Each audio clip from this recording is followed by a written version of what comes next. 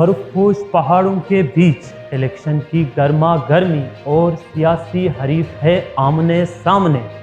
اس سیاسی گہما گہمی میں unity news لا رہا ہے آپ کے لیے ایک منفرد پروگرام، جس میں آپ جان سکیں گے آپ کے حلقے کے امیدواروں کا ایک نیا روپ، جس سے تھے آپ ابھی تک بے خبر۔ تو دیکھنا نہ بھولیے پروگرام امیدوار کون۔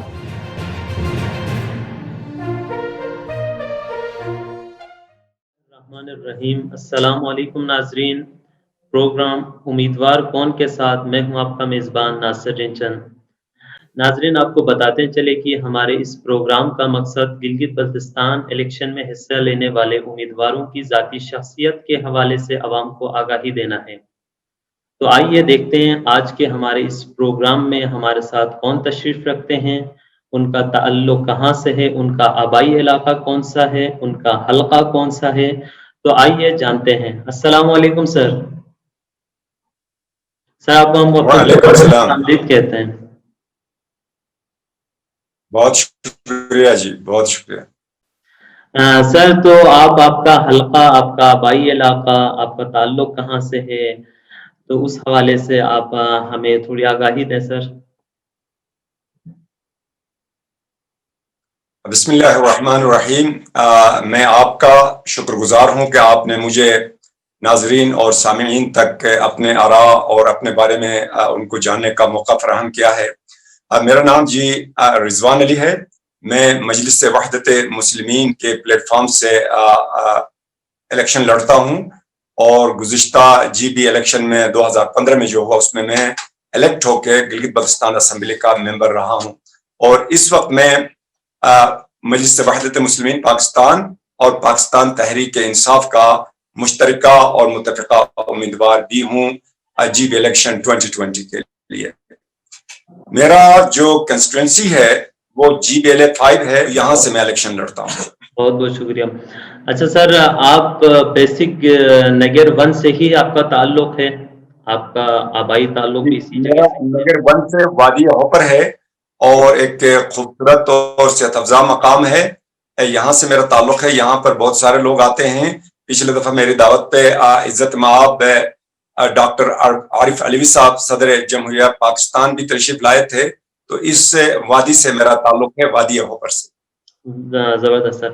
اچھا سر، تھوڑا ہم آپ کے آگے بڑھنے سے پہلے خاندانی پس منظر کے حوالے سے، آپ کے خاندانی بیک گراؤنڈ کے حوالے سے جاننا چاہیں گے کہ آپ کا خاندانی سیاسی آپ تعلق رکھتے ہیں سیاست سے یا مذہبی ہے، اس حوالے سے آپ تھوڑا آگاہی دیں۔ جی، میرا جو خاندانی بیک گراؤنڈ ہے وہ مکس ہے۔ ایک تو میرا بنیادی میرے نانکے کی طرف سے میرا مذہبی گھرانہ ہے، کیونکہ میرا جو پرنانا ہے وہ اس علاقے کا ایک جیب عالم دین رہے ہیں، ان کے بڑے علماء کرام شاگرد رہے ہیں، جو جا کے عراق نجف اشرف تک علوم حاصل کی، اور یہاں پر لوگوں کو جو ہے وہ زیور تعلیم سے آراستہ کرتے رہے ہیں، اور تبلیغ کا کام بھی کرتے رہے ہیں۔ اس کے علاوہ جو میرے دادے کی طرف سے جو خاندان ہے، اس میں یہاں کی جو مقامی حکومت رہی ہے راجاؤں کی، اس میں ان کا بڑا کردار رہا ہے، سماجی طور پہ ان کا کردار رہا ہے۔ تو اسی طرح میرے جو خاندان ہے میرے نانکے کی طرف سے اور میرے دادے کی طرف سے، اس میں سیاسی، سماجی اور مذہبی تینوں عنصر اس میں شامل ہیں، جن سے میرا تعلق ہے۔ ماشاءاللہ سر۔ اچھا سر، ہم نے سنا ہے آپ کو عوامی حلقوں میں ڈاکٹر رضوان بھی بولتے ہیں، حاجی رضوان بھی بولتے ہیں، شیخ رضوان بھی بولتے ہیں۔ سر، اس کا فلسفہ کیا ہے اس کے پیچھے؟ جی، آپ نے بجا فرمایا کہ لوگ مختلف ناموں سے مجھے پکارتے ہیں، تو پھر بہت سارے لوگ کنفیوز بھی ہوتے ہیں کہ ہو از رضوان۔ ایکچولی بندہ ایک ہی ہے، نام بہت سارے ہیں۔ بالکل۔ اس کی بنیادی وجہ یہ ہے کہ میں سیاست میں آنے سے پہلے family planning association of Pakistan کو ہیڈ کر رہا تھا، تو اس میں میرے سپرویژن میں ڈاکٹرز، سرجنز اور پیرامیڈک سٹاف وغیرہ ہوتے تھے۔ تو لوگ آ کے سمجھتے تھے کہ شاید جب اتنے ڈاکٹرز کو، سرجنز کو یہ ہیڈ کر رہا ہے تو یہ خود یقیناً ڈاکٹر ہوگا۔ تو اس پرسپشن پہ جرنلی لوگ مجھے عوام میں بھی اور پڑھے لکھے لوگ، انٹرسٹنگ بات یہ ہے کہ خود میرے ساتھ جو سٹاف ہے، جب کبھی ہماری میٹنگ ہوتی تھی تو مجھے بعض لوگ ڈاکٹر صاحبان خود بھی ڈاکٹر کہتے تھے۔ हालांकि they knew it, I'm not doctor and I was not a doctor. ये इस वजह से मुझे मैं मशहूरी हुई कि डॉक्टर रिजवान लोग कह रहे हैं। जहां तक आपने कहा कि शेख रिजवान कहते हैं, ये भी बात दुरुस्त है। बहुत सारे लोग जो हैं समझते हैं कि मेरा खद्दोखाल बातचीत और कुछ मजहबी बातचीत के अंदाज में समझते हैं कि शायद ये कोई आलिम दीन है, तो इसलिए मुझे शेख रिजवान कहते हैं। फिर हाजी रिजवान लोग मुझे इसलिए मोस्टली कहते हैं कि 2011 में मुझे अल्हम्दुलिल्लाह हज बैतुल्लाह की सआदत नसीब हुई और मैं अपने वालिदैन के साथ हज पे गया। तो हज से वापस आने के बाद फिर लोग मुझे हाजी रिजवान भी कहते हैं। और जब मैं कहीं स्कॉलर्स के साथ होता हूँ, एक लिटरेट फोरम पे होता हूँ, डिस्कशन होती है, तो लोग समझते हैं कि शायद मैं कहीं पर पढ़ाता हूँ या किसी कॉलेज या यूनिवर्सिटी में हूँ। तो ऑन दिस परसेप्शंस लोग मुझे फिर प्रोफेसर भी कहते हैं आप जनरली। इस तरह की गया हुआ है। बहुत अच्छी बात है सर कि एक ही शख्सियत को शेख, हाजी, प्रोफेसर, डॉक्टर, ये तो माशाल्लाह से आपकी क्वालिटीज है कि लोग आपको ये सब मानते हैं। अच्छा सर, इसके अलावा अच्छी है, अच्छा सर, इसके अलावा लोग कंफ्यूज होते हैं। जी जी। अच्छा, तालीमी पस मंजर के हवाले से हम जानना चाहेंगे सर। जी, मेरी तालीमी जो पस मंजर है उसमें मैंने बुनियादी तालीम अपने आबाई इलाके में गांव में हासिल की। उसके बाद मैं ग्रेजुएशन के लिए कराची चला गया, वहां से मैंने बीकॉम की डिग्री ली और उसके बाद मैंने कॉस्ट एंड मैनेजमेंट में जो है सेकंड पार्ट किया और फिर साइमल्टेनियसली मैंने पॉलिटिकल साइंस में मास्टर की डिग्री हासिल की है। जी, बीकॉम और पॉलिटिकल साइंस में सर। अच्छा सर, आप एक समाज सियासत के अलावा एक समाजी शख्सियत भी हैं और आपका खानदानी बैकग्राउंड भी ऐसा है, तो सर अवाम के साथ आपका रवैया कैसा है? अवाम इजीली आपके साथ घुल मिल जाते हैं, अपने मसाइल इजीली आपके साथ शेयर कर लेते हैं, या उनको आपसे मिलने में, आपके साथ मसाइल शेयर करने में मुश्किल पेश आती है? नहीं, अल्हम्दुलिल्लाह मेरा ताल्लुक एक मजमू घराने से है, जैसे मैंने आपको बताया, एक दीनी घराने से है, एक समाजी घराने से है। मेरा उठना बैठना गरीबों के साथ है, आम आवाम के साथ है। मैं आम आवाम के साथ ही रहता हूँ। आपको मैं ये भी बताऊं कि जब मैं सियासत में आया तो मैंने अपनी गाड़ी जो है एक सादी सी कार रखी थी।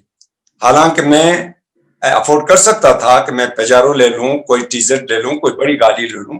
मैंने इसलिए नहीं लिया कि अवाम को ये पैगाम न जाए कि मैं कहीं उनसे अलग या उनसे बालातर हुआ हूं।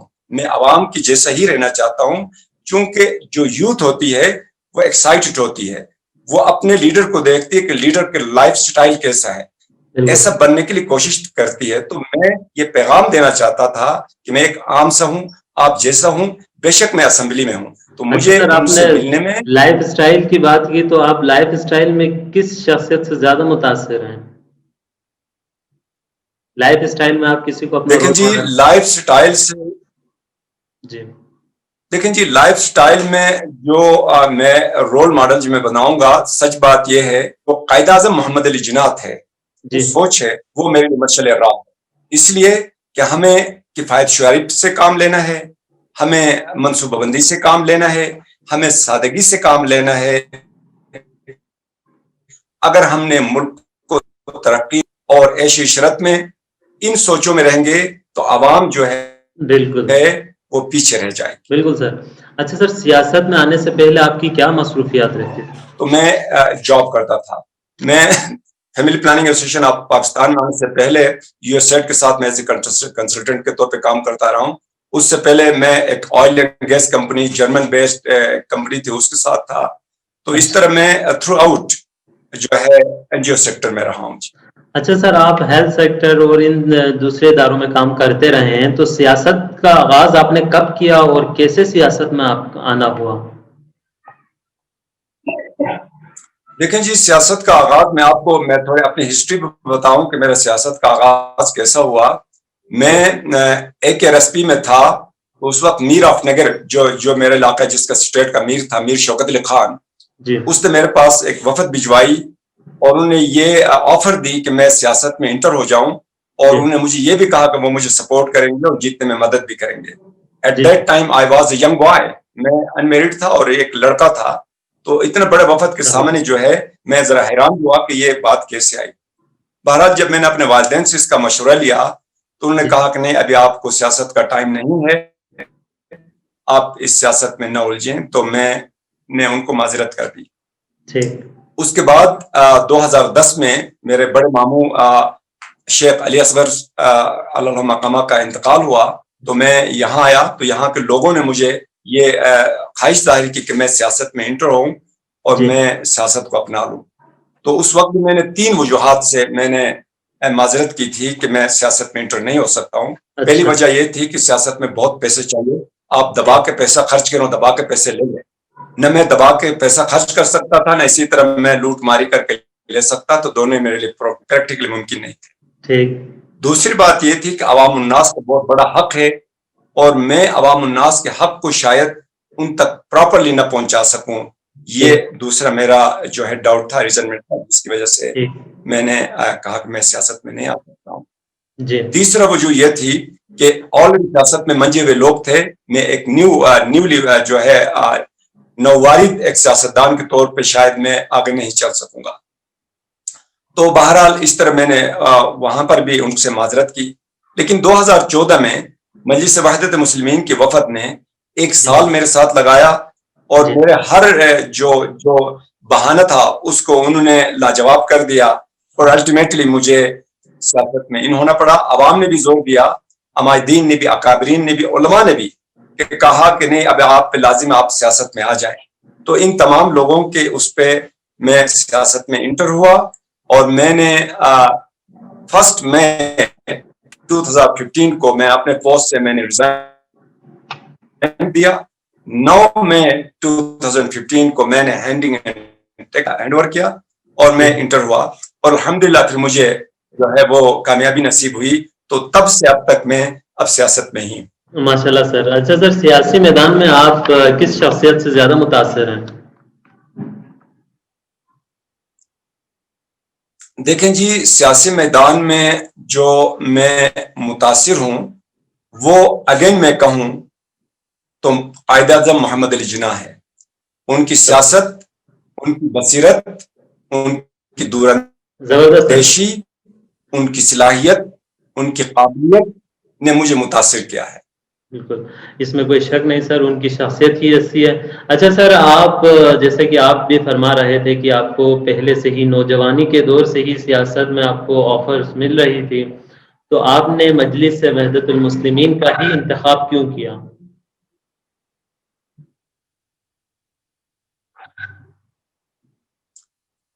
دیکھیں جی, مجلس وحدت المسلمین کا انتخاب میں نے اس لیے کیا کہ 2 اہم پوائنٹس تھے جو میرے سوچ اور خیال کے مطابق تھے. جی. پہلی بات یہ تھی کہ حق و انصاف پہ مبنی یہ کام ہو, حقدار تک حق پہنچایا جائے. جی. یعنی کسی کا حق میں خیانت نہ کیا جائے, کسی کی امانت میں خیانت نہ کیا جائے. یہ اس کا میں دلی طور پہ قائل ہوں, ذہنی طور پہ قائل ہوں, شعوری طور پہ قائل ہوں, فکری طور پہ قائل ہوں. دوسرا پوائنٹ یہ تھا کہ ظلم کے خلاف نبرد آزما ہونا, ظالم کی مخالفت میں کھڑا ہونا, مظلوم کی حمایت میں کھڑا ہونا, یہ بھی میرے سرشت کے اندر ہے. تو جو اس پوائنٹ سے, ان 2 اہم پوائنٹس کی وجہ سے میں مجلس وحدت مسلمین میں آیا. اور تیسرا اہم پوائنٹ ان کا یہ تھا کہ مسلم یونٹی, لیکن اس کا نام سے آپ دیکھ لیں, مجلس وحدت مسلمین, مسلم یونٹی پہ ان کا بڑا فوکس تھا. تو یہ بھی میں اس بات کا قائل تھا کہ جب تک امت مسلمہ یونائٹ نہیں ہوگی, متحد نہیں ہوگی, ہم اسلام کے بلندی کے لیے, اسلام کی سربلندی کے لیے وہ کردار ادا نہیں کر سکیں گے, بٹ کر, لڑ کر, ایک دوسرے سے ہٹ کر. تو یہ 3 اہم پوائنٹ تھے جنہوں نے مجھے متاثر کیا اور میں نے مجلس وحدت مسلمین کا انتخاب کیا اور جوائن کیا. اچھا سر, ابھی آپ سیاست میں مجلس وحدت کے پلیٹ فارم سے آئے اور ابھی بھی آپ امیدوار ہیں, تو سیاسی میدان میں سابقہ آپ کا کیا, آپ کے عہدہ آپ کا کیا تھا؟ دیکھیں جی, میں اپوزیشن میں تھا اور میں سمپل ممبر گلگت بلتستان اسمبلی تھا. چونکہ اپوزیشن کے ہونے کی وجہ سے میرے پاس کوئی عہدہ نہیں تھا. گو کہ مجھے یہ جی اچھا سر، آپ کسی بھی مشکل موقع پہ یا سیاسی میدان میں ہو یا کہیں اور، شکست آسانی سے تسلیم کر لیتے ہیں یا آخری دم تک آپ کا مقابلہ جاری رہتا ہے؟ دیکھیں جی، پہلے میں اس بات کا تعین کرتا ہوں کہ ایم آئی رائٹ، جو میرا ویژن ہے، جو میرا مشن ہے، جی وہ اس پہ میں درست ہوں، ٹھیک ہوں. جب یہ میں طے کر لیتا ہوں کہ جو میرا منشور ہے، جو میرا آئیڈیا ہے، جو میرا ٹارگٹ ہے، وہ حق بجانب ہے، تو میں آخری دم تک اس کو حاصل کرتا ہوں، کرنے کی کوشش کرتا ہوں، اور شکست کو قریب بھی آنے کی مہلت نہیں دیتا ہوں ماشاء اللہ جب جی، تک یہ میرے اچھی دم بات ہے.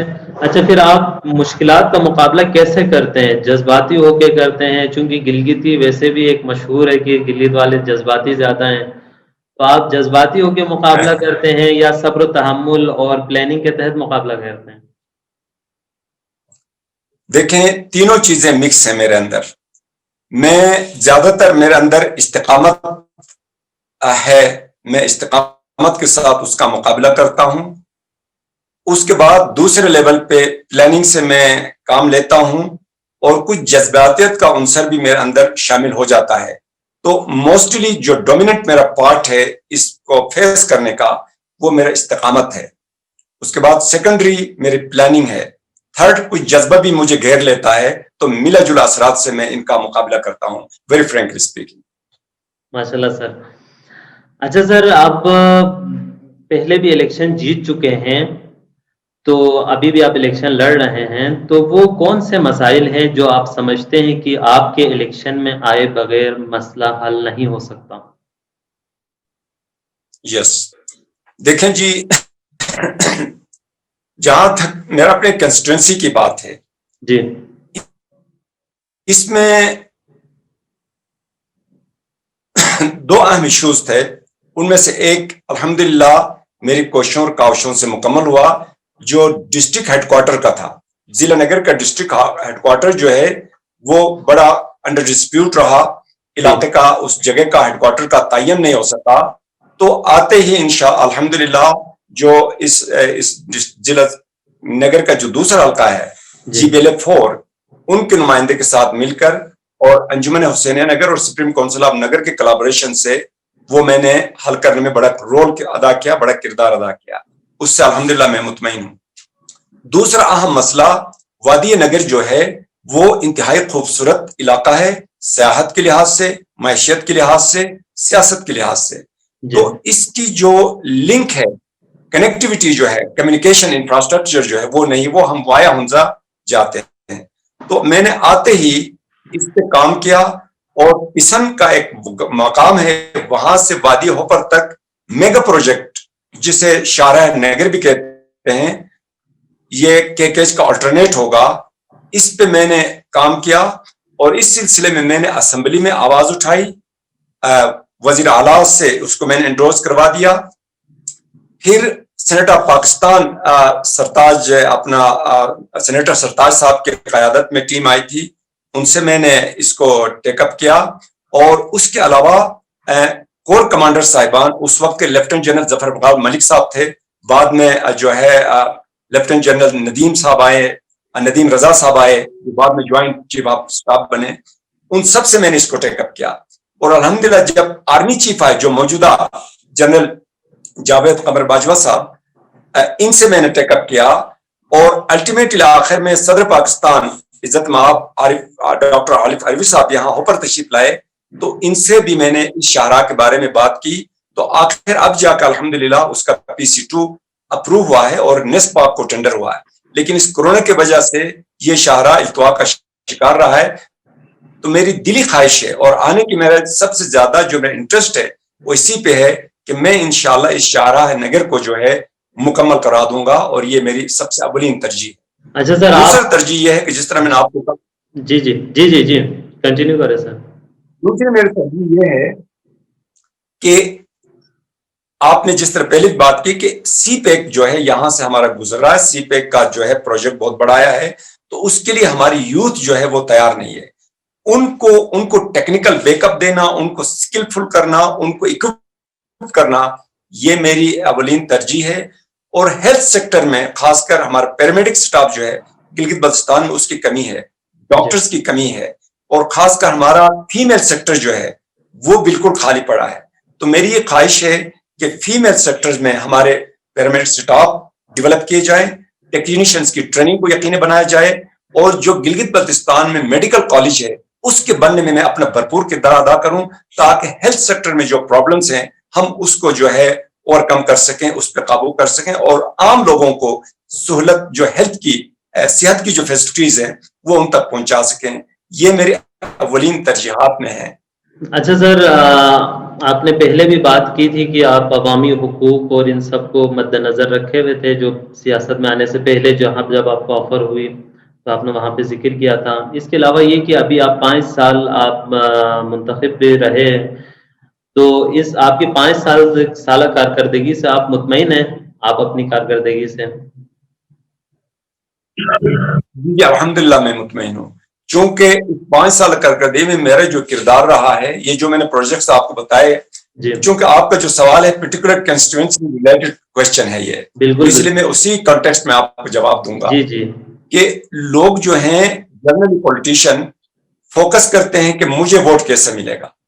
جی اب ووٹ لوگوں کو شادیوں میں جانے سے، اچھا فاتحہ خانے میں جانے سے، تو یہ جو میگا انفراسٹرکچر تھے اس سے لوگوں میں ووٹ بینک نہیں پڑتے تھے. جی تو میں نے وہ کام کیا، چونکہ اکنامکلی یہ جو میں آپ کی شاہراہ کی بات کر رہا ہوں، یہ 3 اسپیکٹ کو کور کرتا تھا. ایک تو آپ کی پورے جتنے نگر کے گاؤں میں ان کی کنیکٹیوٹی، دوسرا سی پیک کا آلٹرنیٹ، تیسرا سیاحت کو یہ بوسٹ کرتا، اور یہ کرے گا نہ صرف نگر کو بلکہ گلگت بلتستان کی یوتھ کو. تو ان پروجیکٹس پہ جنرلی لوگ توجہ نہیں دیتے ہیں اور اس کو اہمیت نہیں دیتے ہیں، لیکن میں مطمئن ہوں کہ میں نے قوم کا بنیادی انفراسٹرکچر جو ہے، بنیادی اکانومی جو ہے اس کو پش کیا ہے، اس کو اپڈیٹ کیا ہے. تو اس لحاظ سے اس کے علاوہ میں نے ہیلتھ سیکٹر میں، ایجوکیشن میں بڑے کالج، سکول وغیرہ اور ڈسپنسریز میں نے بنائی ہیں. چلے سر، یہ اچھی بات ہے کہ آپ مطمئن ہیں آپ کی کارکردگی سے. اچھا سر، دوسرا سوال ایک اکثر رہتا ہے ہمارے، چاہے یہ وفاق میں وزراء ہو، وزیر اعظم ہو، نیچے تک جو سیاسی میدان میں بندے ہیں ان کے اثاثہ جات یا انکم کے حوالے سے کافی دیکھتے ہیں کہ ان کی عوام بھی چاہتی ہے کہ اس کے بارے میں جانیں. تو سر آپ اپنے انکم کے حوالے سے عوام کو بتانا چاہیں گے کہ آپ کے سورس آف انکم کیا ہے؟ جی بالکل جی، جس طرح میں نے آپ کو بتایا جی، میں جاب کرتا تھا، این جی او سیکٹر میں رہا ہوں. میں اپنے الحمدللہ حق حلال کی جو روزی ہے میں اسی سے اپنے گھر والوں کو جو ہے گھر والوں کی کفالت کرتا رہا ہوں، بچوں کی تعلیم کے اخراجات کرتا رہا ہوں اور اپنے اخراجات بھی. جی. اور اب جب میں اس کے علاوہ میری کوئی بزنس، کوئی سرمایہ، کوئی بڑا کام نہیں ہے کلیئرلی. اور اب جب میں سیاست میں آیا 5 سال کے عرصے میں، الحمدللہ یہاں پر بھی میں نے وہی روش، وہی طریقہ، وہی انداز اختیار کیا جو میرا شروع سے، جو میرے شرست کے اندر ہے، جو میری جو تربیت کے اندر ہے، جو میری تعلیم اور سوچ کے اندر ہے، کہ میں حق اور حلال پہ ہی اکتفا کروں. تو الحمدللہ میں نے اسمبلی ممبر کی حیثیت سے جو میری تنخواہ تھی اسی پہ میں نے پورا نظام چلایا. میں نے گاڑی ٹرانسپورٹ کے اخراجات، ڈرائیور کے اخراجات، گھر کے اخراجات، الحمدللہ اللہ نے مجھے برکت نصیب کیا، میں اسی پہ قائم رہا، اسی تک رہا ہوں. ماشاء اللہ سر. اچھا سر، یہ سیاسی میدان میں دوسری پارٹیوں کی طرف سے یا کہیں اور سے بڑی آفرز ہوتی ہے، تو اگر آپ کو کہیں سے کوئی بڑی آفر آئے تو آپ کا کیا ری ایکشن ہوگا سر؟ جی آیا نہیں، مجھے آیا ہے. میں آپ کو کلیئر بتاؤں، چونکہ سامعین اس آپ کے چینل کے تھرو سب سن رہے ہیں، دیکھ رہے ہیں. مجھے سب سے پہلی بڑی آفر پاکستان پیپلز پارٹی کی طرف سے آئی جب بلاول صاحب یہاں گلگت میں تشریف لائے تھے.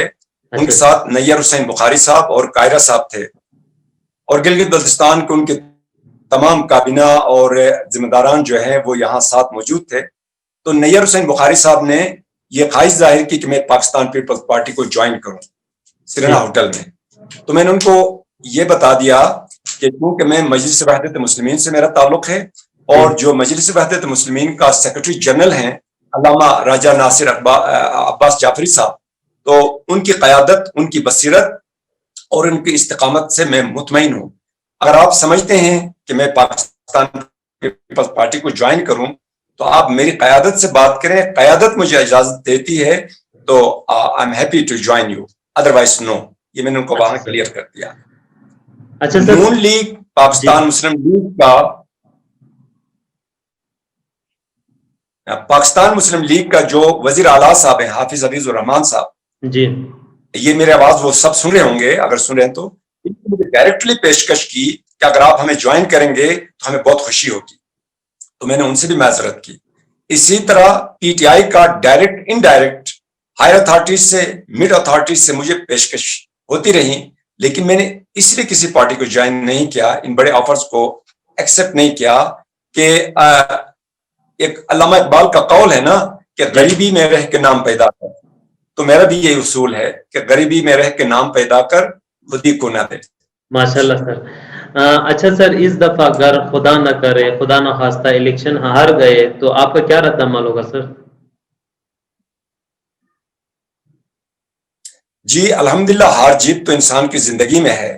جی, ہار جو ہے عوامی پلیٹ فارم پہ, اسمبلی پلیٹ فارم پہ ہے, لیکن میرے نظر و سوچ کو تو کبھی ہار نہیں ہے. ماشاءاللہ, اس پہ زبردست. تو میں قائم ہوں اور میں اسی کے لیے ہوں, میں ہاروں تب بھی, میں جیتوں تب بھی. زبردست سر. اچھا سر, کچھ خوشگوار یا کچھ ناخوشگوار واقعات آپ اپنے چاہنے والوں کے ساتھ یا عوام کے ساتھ شیئر کرنا چاہیں گے؟ جی یہ ٹوٹلی پرسنل ہے, but I will share it no doubt. دیکھیں, سب سے زیادہ خوشگوار میرے لیے زندگی کا لمحہ تھا 2011 میں, جب میں اپنے والدین کے ساتھ, میری ماں اور میرے والد کے ساتھ مجھے حج بیت اللہ نصیب ہوئی.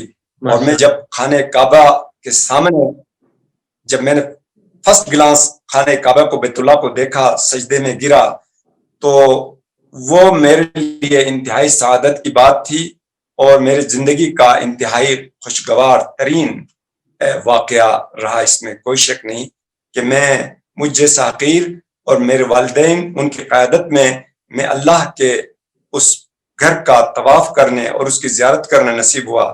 اس سے بڑی سعادت, اس سے بڑی خوشی مجھے اور کہیں زندگی میں اب تک نہیں ملی. بہت سارے چیزیں مجھے نصیب ہوئی ہیں, لیکن سب سے بلند ترین خوشی کا مقام میرے لیے یہی تھا.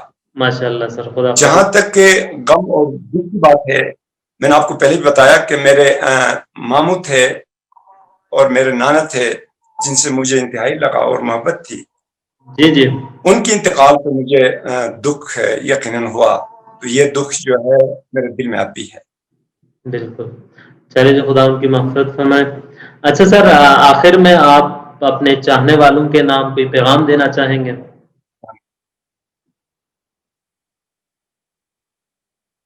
جی بالکل, میں یہ بتانا چاہوں گا کہ قرآن مجید میں جب رسول اللہ سے پوچھا گیا کہ وَيَسْأَلُونَكَ عَنِ الرُّوحِ قُلِ الرُّوحُ مِنْ أَمْرِ رَبِّي, کہ روح کیا ہے, سوال کیا گیا, تو اللہ نے اپنے نبی کو ارشاد فرمایا کہ قُلِ الرُّوحُ مِنْ أَمْرِ رَبِّي, کہ کہہ دو اے میرے پیغمبر, اے نبی, کہ روح خدا کا ایک حکم ہے. ہر فرد, ہر انسان کے اندر, چاہے اس کا جس مکتب فکر سے تعلق ہو, جس علاقہ رنگ و نسل سے تعلق ہو, اس کی بقا اس کے وجود میں اللہ کا حکم تنہا ہے. تو اس حکم کی تعمیل, تعظیم کرتے ہوئے ہمیں انسانیت جو ہے اس کی تعظیم کرنی چاہیے, انسانیت کی قدر کرنی چاہیے. ہمیں رنگ و نسل و مذہب و علاقے میں نہیں پھنسنا چاہیے. ہر ایک کا دین, ہر ایک کا مذہب, ہر ایک کا علاقہ, ہر ایک کا قبیلہ اس کے لیے سب سے اچھا ہوتا ہے, لیکن ان سب سے بالاترین اور سب سے اچھی بات انسانیت ہے. تو میرا سننے والوں کو, سامعین کو یہ پیغام ہے کہ دنیا میں انسانیت کی قدر کریں, انسانیت کو ترجیح دیں, انسانیت کو پنپنے دیں, تاکہ دنیا میں سکھ اور سکون رہے گا تو قیامت میں اعمال ہر ایک کا اپنا ہوگا. آپ کا دنیا بھی سرخرو, آپ کا قیامت بھی سرخرو. یہی میرا پیغام ہے میرے سننے اور میرے چاہنے والوں کو. ماشاءاللہ حاجی رضوان صاحب, بہت آپ نے اچھا پیغام دیا کہ انسانیت کے حوالے سے, یقیناً انسانیت سے بڑھ کر کوئی چیز نہیں ہے. ہم آپ کا بہت بہت شکر گزار ہیں کہ آپ نے اپنے قیمتی اوقات میں سے ہمیں وقت نکالا. بہت بہت شکریہ سر, تو ناظرین یہ تھے جناب حاجی رضوان علی نگر بند سے جو مجلس وحدت المسلمین اور پاکستان تحریک انصاف کے متفقہ امیدوار ہیں. تو بہت بہت شکریہ سر. پوش پہاڑوں کے بیچ الیکشن کی گرما گرمی اور سیاسی حریف ہے آمنے سامنے. اس سیاسی گہما گہمی میں یونٹی نیوز لا رہا ہے آپ کے لیے ایک منفرد پروگرام جس میں آپ جان سکیں گے آپ کے حلقے کے امیدواروں کا ایک نیا روپ جس سے تھے آپ ابھی تک بے خبر. تو دیکھنا نہ بھولیے پروگرام امیدوار کون.